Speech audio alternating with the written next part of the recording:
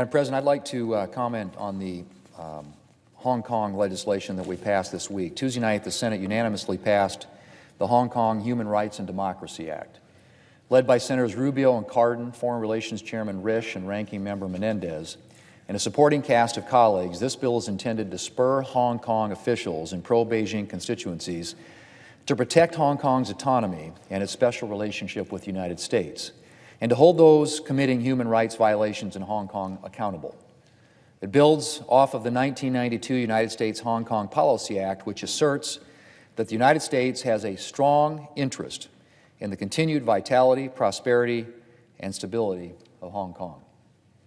I'm grateful for the leadership of the senators who worked to advance this bill.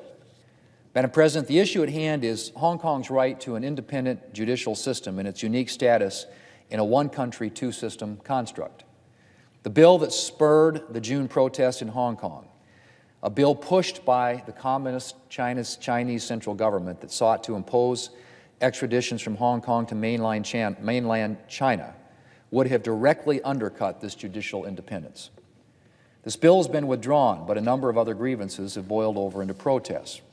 Hong Kong's autonomy is under attack, and China is posturing to mainlandize their economy.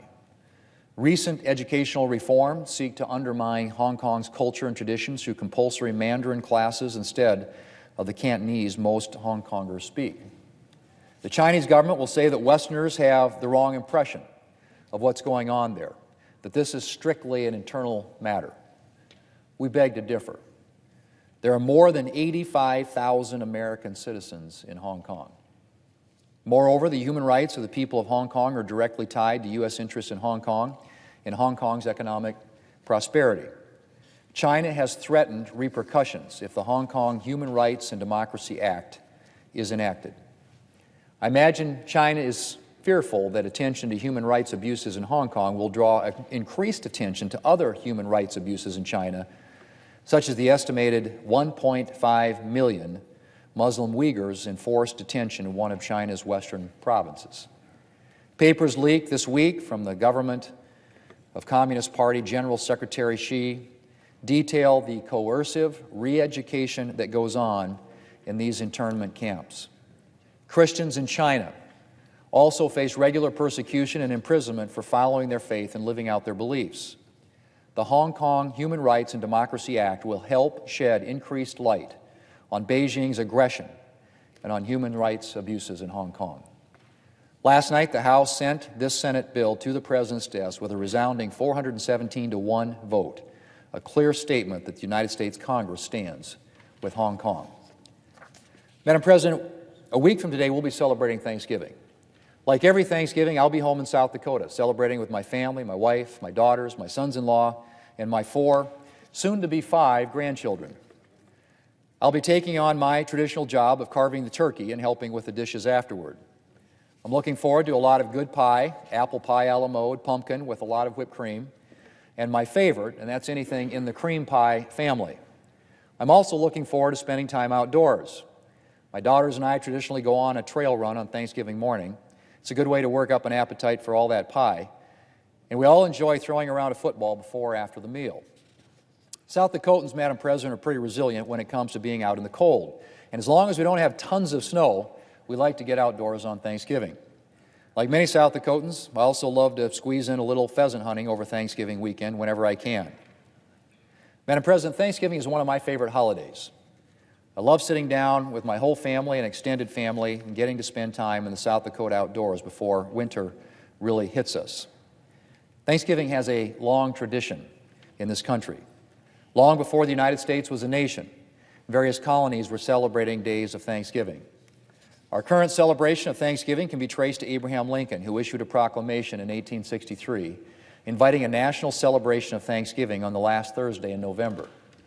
In 1941, Congress codified the Thanksgiving holiday and permanently set the date as the fourth Thursday in November. I don't think it's too surprising that the celebration of Thanksgiving is a recurring part of our history. On Thanksgiving, in my family, typically we go around the table and say what we're thankful for. And in this country, that's a pretty long list. The tremendous natural riches of this country, from great rivers to magnificent mountains to our wide open access to the sea, the tremendous freedoms that we enjoy, In the 21st century, freedom of religion, of speech, of the press, and other freedoms like the freedom from unreasonable searches and seizures or excessive fines or cruel and unusual punishments, all of these freedoms that we so often simply take for granted are still unknown to too many people across the world. The United States is not perfect, and we don't always get it right, but we enjoy tremendous blessings in this country, and it's important not to take them for granted. Thanksgiving gives us a chance to pause and reflect on all that we've been given. I'm grateful to God for so many blessings this year. I'm thankful for the great blessing of my family, my dad Harold, a World War II naval aviator who will turn 100 next month, my brothers and sister, my wife Kimberly, the best thing in my life, my beautiful daughters and my sons-in-law, and our grandchildren, pretty much the most amazing grandkids ever, of course in my own unbiased opinion. I'm thankful for the great state of South Dakota, for our fresh air and wide open spaces, from the prairies of farm country to the rugged terrain of the Black Hills. South Dakotans, Madam President, are a resilient, kind, and gracious people, and I'm thankful every day that I am lucky enough to call South Dakota home. I'm also tremendously grateful for the work I get to do. Getting to represent South Dakotans in the Senate is one of the great privileges of my life.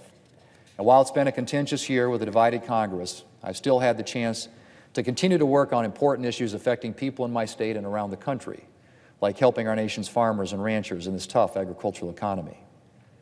I'm grateful for the privilege of living in this great country, and I'm grateful for all the men and women who put their lives on the line every single day to preserve the freedoms that we enjoy.